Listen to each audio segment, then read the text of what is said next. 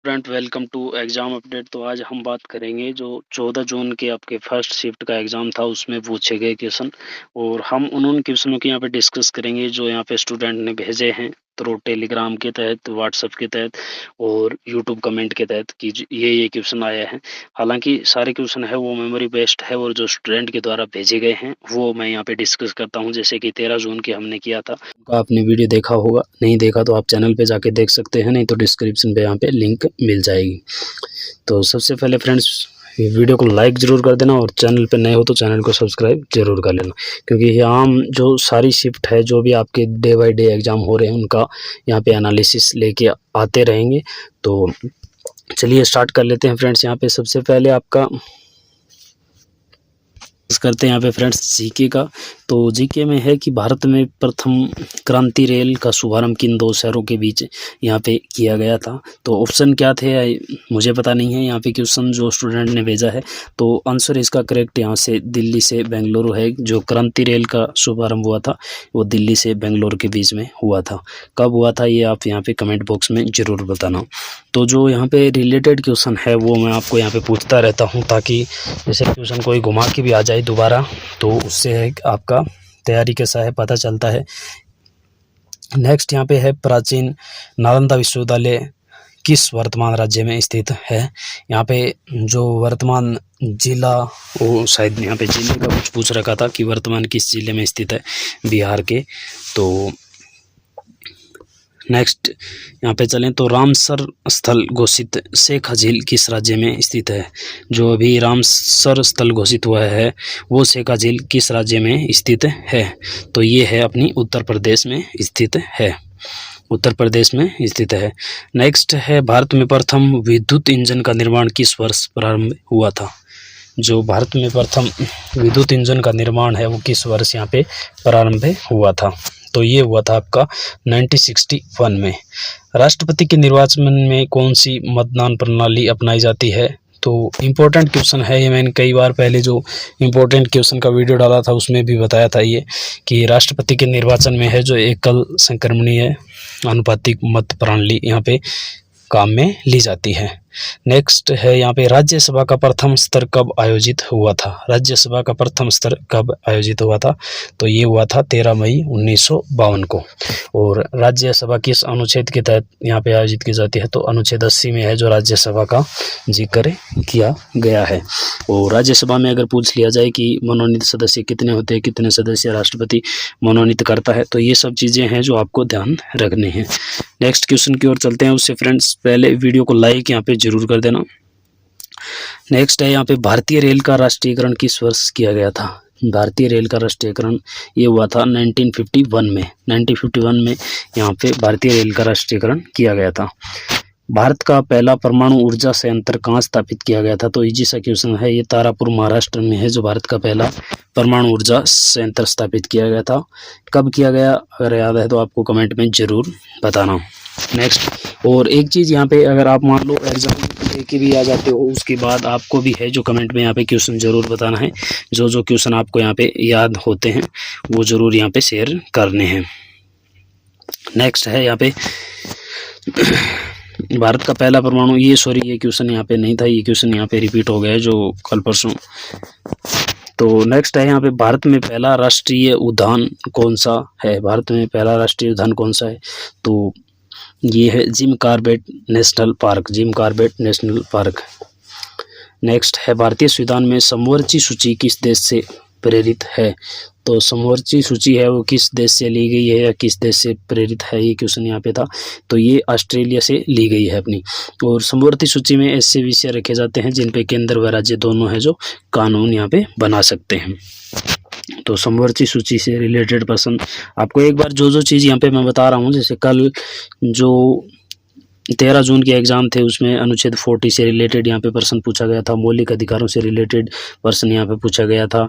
और राष्ट्रपति से कुछ अनुच्छेद जो मैंने कल इम्पोर्टेंट आपको बताया है वो भी आपको यहाँ पे एक बार ऊपर से पढ़ लेना है, देख लेना है थोड़ा, ताकि क्या पता क्वेश्चन है जो रिपीट हो जाए। तो नेक्स्ट है पंचायती राज व्यवस्था को संवैधानिक दर्जा किस संविधान संशोधन के द्वारा मिला था। पंचायती राज को संवैधानिक दर्जा है जो वो मिला था 73वें संविधान संशोधन के द्वारा और ये कब हुआ था? तो ये हुआ था 1944 में, आपका 73वां संविधान संशोधन हुआ था।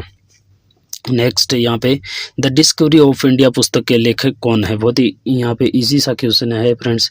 डिस्कवरी ऑफ इंडिया पुस्तक के लेखक कौन है? तो ये है आपके जवाहरलाल नेहरू। जवाहरलाल नेहरू। भारत में पहला उपग्रह प्रक्षेपण केंद्र कहाँ स्थित है? तो ये है Satish Dhawan space centre. Satish Dhawan space centre. अब हो सकता है फ्रेंड्स यहाँ पे जैसे मैं क्वेश्चन दे रहा हूँ तो द डिस्कवरी ऑफ इंडिया के लेखक यहाँ पे पूछा गया, हो सकता है कि स्टूडेंट को सही से याद नहीं रहा हो द डिस्कवरी ऑफ इंडिया के कब प्रकाशित हुई, ये पूछा गया, तो थोड़ा बहुत यहाँ पे जो है इधर उधर का क्वेश्चन हो सकता है, क्योंकि जैसे आप भी देखे आओगे तो ज़रूरी नहीं कि आपको जो बिल्कुल करेक्ट क्वेश्चन याद हो वो ही, जो करेक्ट क्वेश्चन जो आया हो वही सेम टू सेम आपको याद हो। लेकिन जो मैंने यहाँ पे डिस्कवरी ऑफ इंडिया अगर आपके याद रहेगी तो हो सकता है डिस्कवरी ऑफ इंडिया का प्रकाशन पूछा गया हो, इसका लेखक पूछा गया हो, तो इससे रिलेटेड ही क्वेश्चन यहाँ पे होगा। नेक्स्ट यहाँ पे है भारतीय रिजर्व बैंक का राष्ट्रीयकरण कब किया गया? तो भारतीय रिजर्व बैंक का राष्ट्रीयकरण है वो 1949 में किया गया था। भारतीय रिजर्व बैंक का राष्ट्रीयकरण 1949 में। ऑपरेशन फ्लड का संबंध किस क्षेत्र से है? तो ये है दूध उत्पादन से संबंधित, व्हाइट रिवॉल्यूशन जिसे बोलते हैं।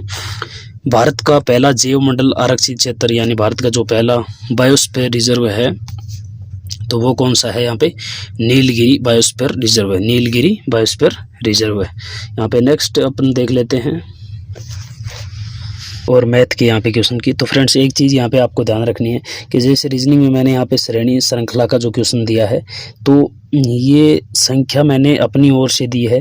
जैसे किसी क्वेश्चन, जैसे स्टूडेंट ने कमेंट किया कि सर श्रेणी से एक क्वेश्चन आया था, तो श्रेणी से कैसा क्वेश्चन आया था? मान लो उनके दो ही संख्या याद है, एक पहली संख्या याद है, पूरा क्वेश्चन याद नहीं है, तो ये आप ये मत कर लेना कि मैं सेम क्वेश्चन दे रहा हूँ कि यही सेम क्वेश्चन आ रहा है तो मेरे को कैसे पता चला। नहीं, तो ये मैं संख्या अपनी ओर से दे रहा हूँ ताकि आपको यहाँ पे पता चल जाए कि यहाँ पे श्रेणी से रिलेटेड एक क्वेश्चन आया था। और जैसे लगभग मैं ट्राई करता हूँ कि स्टूडेंट से पूछने की कि क्या है संख्या लिखी थी यहाँ पे, जैसे मान लो उसने 2 बता दी, 3 8, तो आगे की नहीं बता पा रहा है तो वो एक अज्यूम करके यहाँ पे लिखी गई है। तो आपको मेन जो आपको टॉपिक है वो समझना है कि किस किस से यहाँ पे क्वेश्चन आ रहे हैं और कैसे कैसे क्वेश्चन आ रहे हैं।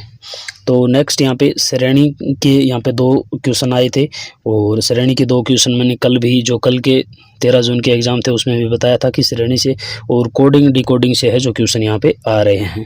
एक विषम पद चुनने का आया था कि कुछ संख्या यहाँ पे दी गई थी और उसमें से विषम कौन सी संख्या है, एक संख्या अलग कौन सी है, वो आपको यहाँ पे चुनना था। नेक्स्ट कोडिंग से संबंधित बता दिया मैंने, 2 सवाल आते हैं। यदि साउथ और नॉर्थ को कुछ लिखा गया था ऐसे करके क्वेश्चन आया था। अब एग्जैक्ट में क्या लिखा गया था तो वो याद रहना यहाँ पे संभव नहीं है। बस यही है कि साउथ और नॉर्थ को यहाँ पे कुछ लिख के कोडिंग डिकोडिंग में जैसे साउथ को लिखा था और नॉर्थ का यहाँ पे पूछा गया था। नेक्स्ट है पेंसिल को कुछ लिखा गया है तो इरेजर को कैसे लिखा जाएगा। नेक्स्ट यहाँ पे श्रेणी जो अपनी वर्णमाला से ये क्वेश्चन है। नेक्स्ट यहाँ पे श्रेणी का क्वेश्चन है घड़ी का, यहाँ पे आया है कि ये घड़ी में समय इतना है तो घड़ी के बीच में कोण का क्वेश्चन यहाँ पे पूछा जा रहा है। पंक्ति से रिलेटेड क्वेश्चन यहाँ पे आ रहे हैं कि एक मैंने बताया था कि एक पंक्ति में किसी का स्थान बाईं ओर से ये है तो दाईं ओर से क्या होगा, या दोनों के बीच इतने छात्र है। तो पंक्ति से रिलेटेड जो भी यहाँ पे क्वेश्चन है वो यहाँ पे आप एक बार थोड़ा देख के चले जाना। नेक्स्ट यहाँ पे ब्लड रिलेशन का एक क्वेश्चन यहाँ पे आ रहा है। ब्लड रिलेशन का राम ने एक महिला की ओर इशारा करते हुए कहा कि वह मेरे दादा के इकलौते पुत्र की पुत्री है, महिला राम की कौन है। तो मतलब मैं ये नहीं बोल रहा कि यही क्वेश्चन आया था, मैं बोल रहा हूँ कि ब्लड रिलेशन से एक क्वेश्चन आपके यहाँ पे आया था। नेक्स्ट हम मैथ का भी यहाँ पे डिस्कस करेंगे। उससे पहले जो क्वेश्चन रीजनिंग के यहाँ पे 1 2 और है वो भी बता देता हूँ मैं आपको। जैसे यहाँ पे दिशा से रिलेटेड है, या 8 किलोमीटर उत्तर 6 किलोमीटर दक्षिण ऐसे करके चला है तो प्रारंभिक स्थान से यहाँ पे कितनी दूरी पर है। नेक्स्ट फिर यहाँ पे केट को कुछ लिखा जाए, डॉग को कुछ लिखा जाए, ऐसे है। फिर यहाँ पे वर्त का जो गोले वाला क्वेश्चन आता है यहाँ पे कि एक वर्त के केंद्र की ओर मुख करके कुछ लोग बैठे हैं तो उनसे जो क्वेश्चन आते हैं तो उससे भी क्वेश्चन यहाँ पे देखा गया है। नेक्स्ट श्रेणी का क्वेश्चन ये मैंने बता दिया कि श्रेणी से आप क्या आते हैं। नेक्स्ट फ्रेंड्स हम यहाँ पे बात करते हैं मैथमेटिक्स की। तो जो क्वेश्चन यहाँ पे मैथमेटिक्स के आए थे उनके भी हम डिस्कस करेंगे। जो 2 4 5 क्वेश्चन ही है वो यहाँ पे स्टूडेंट्स बता पाए, क्योंकि मैथ का क्वेश्चन बताना वो थोड़ा वो हो जाता है, ना ही याद रह पाता है। तो यहाँ पे मैं टॉपिक भी आपको बता दूंगा कि कौन कौन से टॉपिक्स हैं यहाँ पे ज़्यादातर है जो क्वेश्चन यहाँ पे आ रहे हैं। उसके बाद हम कुछ जो क्वेश्चन यहाँ पे स्टूडेंट्स ने बताए हैं वो भी हम डिस्कस करेंगे। तो वीडियो को अभी तक लाइक नहीं किया तो यहाँ पर लाइक फ्रेंड ज़रूर कर देना।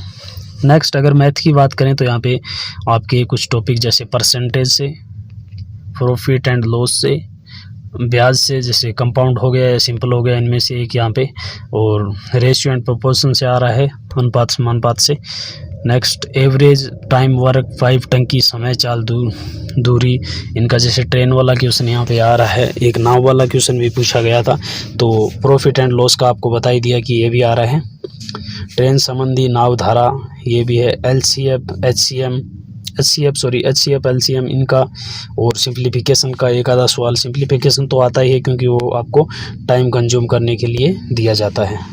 तो मेन फ्रेंड्स यहाँ पे है क्या से आपको है जो मैथमेटिक्स का जो पार्ट है वो सबसे यहाँ पे लास्ट में करना है, क्योंकि यहाँ पे टाइम कंज्यूमिंग जो सवाल आ रहे हैं, तो जिससे आपका पेपर है जो आप पहले मैथमेटिक्स यहाँ पे करने लग जाओगे तो आपका टाइम यहाँ पे कम बचेगा और आपका एग्ज़ाम है जो रह सकता है। तो आप सबसे पहले जो जीके रीजनिंग वगैरह का आप कंप्लीट करके उसके बाद है जो यहाँ पे मैथमेटिक्स की ओर जाएं। तो यहाँ पे एक सवाल है कि कुछ वस्तु या कुछ टॉफ़ी है जो 21 में 4 के दर से खरीदी और कितने रुपए में 5 के दर से बेच दी, ऐसे करके एक सवाल था। तो उसमें लाभ % आपको बताना था। नेक्स्ट है यहाँ पे यदि दो अलग अलग वस्तुओं को बेचने पर एक पर निश्चित लाभ और दूसरे पर हानि होती है तो कुल लाभ या हानि प्रतिशत यहाँ पे ज्ञात करना था। नेक्स्ट यहाँ पे यदि एक वस्तु को लाभ पर बी को बेचता है, बी उसे लाभ पर सी को बेचता है, तो ए के क्रय मूल्य और सी के मूल्य ऐसे करके कुछ यहाँ पे क्वेश्चन दे रखा था। तो यहाँ पे एग्जैक्ट क्वेश्चन नहीं याद है, मैं जो आपको बताना चाह रहा हूँ मैन आप क्या देखिए यहाँ पे कौन से टॉपिक से आया है और किस प्रकार का यहाँ पे सवाल का लेवल क्या पूछा गया होगा। जैसे आपको सवाल यहाँ पे यदि कोई धनराशि है साधारण ब्याज से कुछ वर्षों में स्वयं की % बढ़ जाती है तो उसी दर से 2 वर्ष का चक्रवृद्धि ब्याज कैसे ज्ञात करेंगे। यानी यहाँ पे कुछ दर दी गई थी और उसी सेम दर से आपको क्या करना था, 2 वर्ष का चक्रवृद्धि ब्याज ज्ञात करना था। और यदि 2 संख्याओं का अनुपात और उनका लघुत्तम समापत्ति दिया गया है, यानी 2 संख्याओं का क्या दिया गया है, अनुपात दिया गया है कुछ भी मान लो, और उनका LCM यहाँ पे दिया गया है, तो महत्तम समापत्ति आपको यहाँ पे ज्ञात करना था। ये है नेक्स्ट यहाँ पे है कि यदि 3 व्यक्तियों का अनुपात है वो भिन्न में यानी फ्रैक्शन में दिया हुआ है और उनमें कुछ % वृद्धि कर दी है तो नया वेतन का है जो अनुपात यहाँ पे ज्ञात करना था। तो ऐसे करके यहाँ पे कुछ क्वेश्चन है जो याद थे वो मैंने आपको बता दिए हैं।